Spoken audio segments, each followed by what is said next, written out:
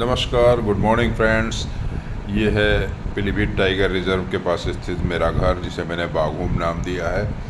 आज हम Pilibhit tiger reserve से दुधवा टाइगर रिज़र्व तक का सफ़र करते हैं। रास्ते में कैसे कैसे क्या मैं आपको बताते चलूँगा।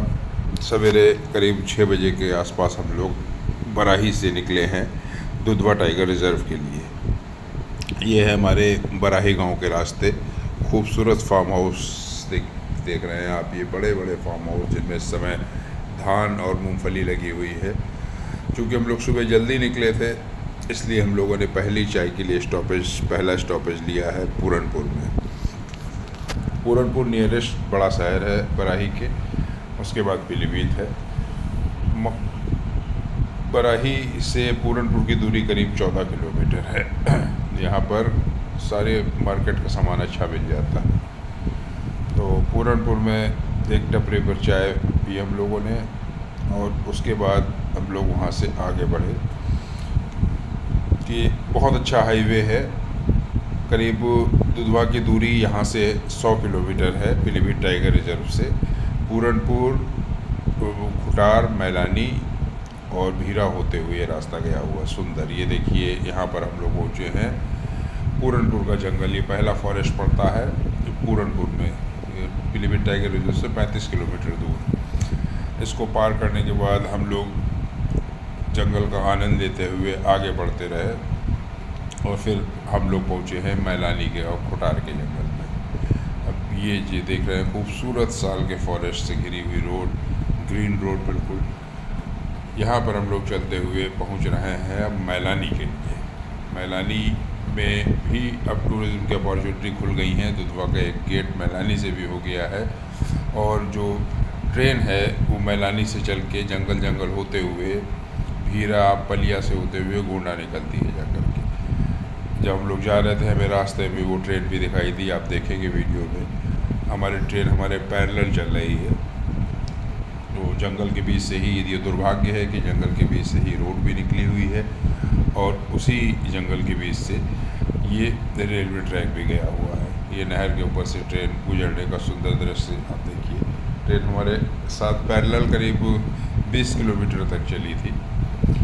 तो ये मैलानी का एरिया है। मैलानी के इस एरिया को पार करने के बाद ये रास्ता कनेक्ट करता है भीरा को। भीरा में किशनपुर सेंचुरी है, जहाँ पर आप जंगल सफारी कर सकते हैं, लेकिन अभी चूँकि मानसून की वजह से वो बंद है, इसलिए भी हम लोग सिर्फ दुधवा के गेट तक जाएंगे और आपको बताएंगे कैसे पहुँचे। मैलानी के बाद जब भीरा के लिए चलते हैं तो रास्ते में एक छोटा सा स्टेशन पड़ता है जिसका नाम है राजनारायणपुर, जो अब बंद हो चुका है।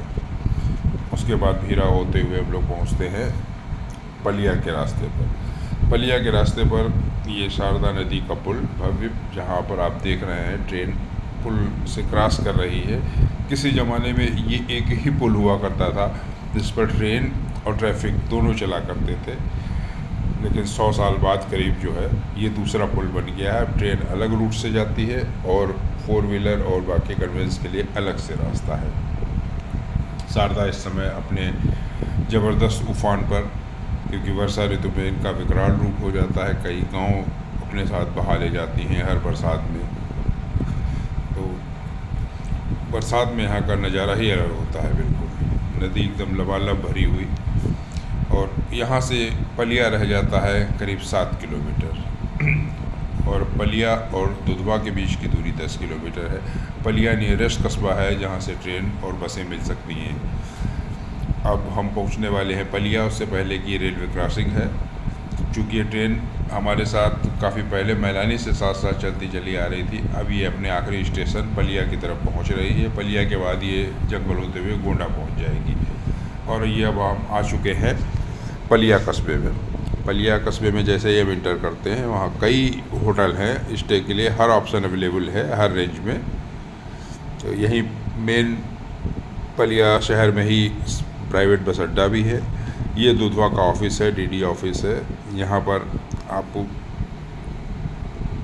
फॉरेस्ट में अगर कोई बुकिंग करानी है, उससे संबंधित यहाँ आप जानकारी ले सकते हैं जाकर। और ये रास्ता गया है दुधवा के लिए।